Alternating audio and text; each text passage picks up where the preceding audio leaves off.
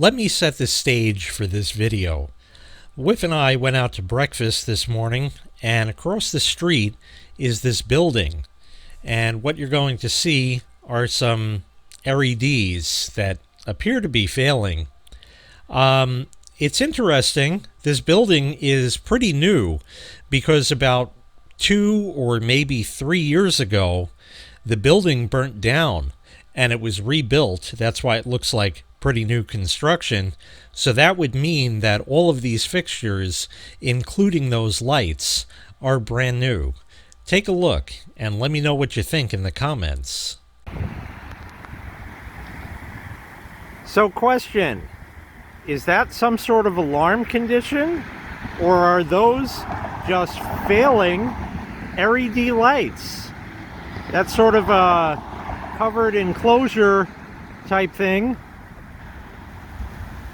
They seem to be totally random, which tends to indicate that it probably is failed LEDs. Surprise, surprise. Thanks so much for watching. I really appreciate it. Make sure you click like, make sure you click subscribe, and take care. We'll see you next time. Bye-bye.